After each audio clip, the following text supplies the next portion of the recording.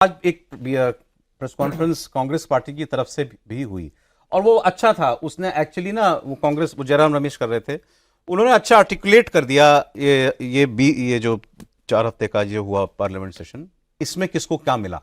तो उन्होंने कहा इसमें हमारी 5 उपलब्धियां हैं इस पार्लियामेंट सत्र की।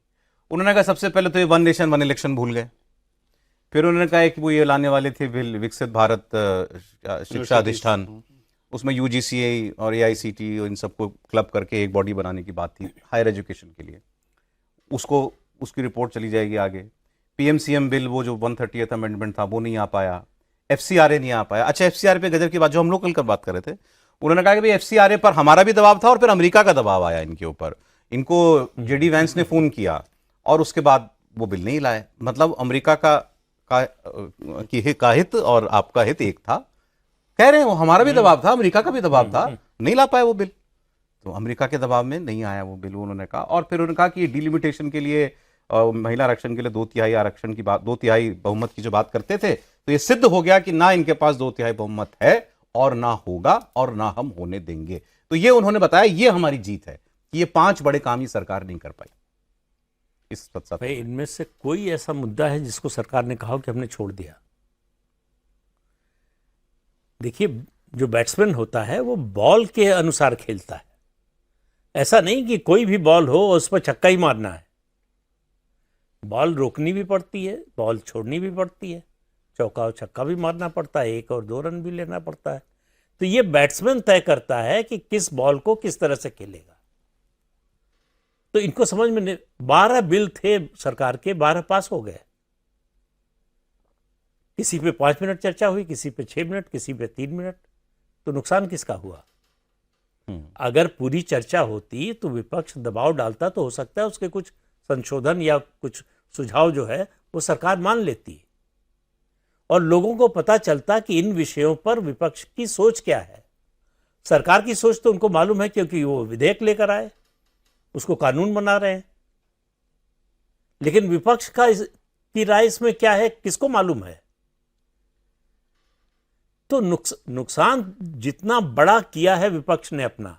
देखिए, संसद चलती है तो हमेशा फायदा जो है विपक्ष का होता है। उसको सरकार को घेरने का मौका मिलता है, सरकार से सवाल पूछने का मौका मिलता है।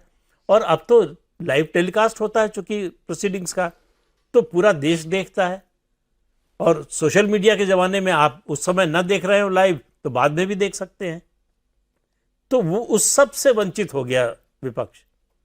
उसके पास जो आप याद कीजिए 1996 में जब गिरी थी सरकार जी, उसके अटल जी की 13 दिन की सरकार, तो उनका भाषण हुआ था।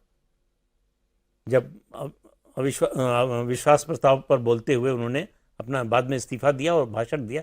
बीजेपी ने उसके कैसेट बनवाए, पूरे देश में बंटवाए।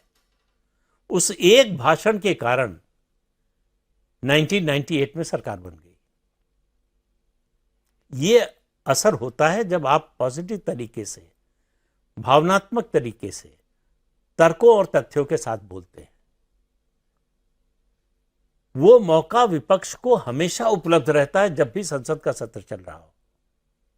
प्रधानमंत्री के पास तो बोलने के इतने मंच है, वो हर महीने जो है रेडियो पर बोलते हैं, अलग अलग कार्यक्रमों में, देश में, देश के बाहर, रैलियों में, अपने कार्यकर्ताओं की रैलियों में, उनमें बोलते हैं। विपक्ष कहां बोलता है? पार्लियामेंट सबसे बड़ा मंच था उनके लिए, सबसे बड़ा मंच था और कोई रोकने वाला नहीं, आप जो चाहे बोल सकते हैं। लेकिन आपने आप मौका लगातार गंवा रहे हैं, एक बार नहीं लगातार गंवा रहे हैं। अच्छा, और आप उसको अपनी उपलब्धि मान रहे हैं, ये और ज्यादा दुख की बात है। ये इन बिलों की तो हमने लगभग सबकी बात की। ये शिक्षा वाले बिल की शायद हमने चर्चा नहीं की होगी कई प्रोग्राम्स में। तो वो ये कांग्रेस को लगता है कि भाई नहीं ये पास करवा पाई ना सरकार, तो ये हमारी जीत है।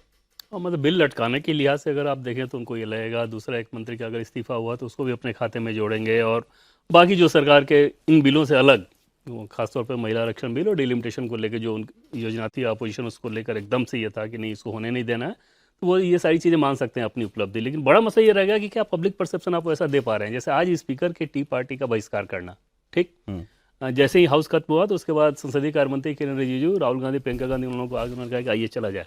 अच्छा, ठीक, वो लोग नहीं गए। दोनों से कहा प्रियंका राहुल, हाँ, चलिए आइए चला जाए, वो लोग नहीं गए। राज्यसभा में सोनिया गांधी और मल्लिकार्जुन खड़गे चेयरमैन के पास जा रही हैं। मतलब लोकसभा में जो आपकी रणनीति है, फिर राज्यसभा में कैसे बदल जा रही है? अगर वहाँ भी फिर नहीं जाना था, अगर इतनी समस्या हो तो।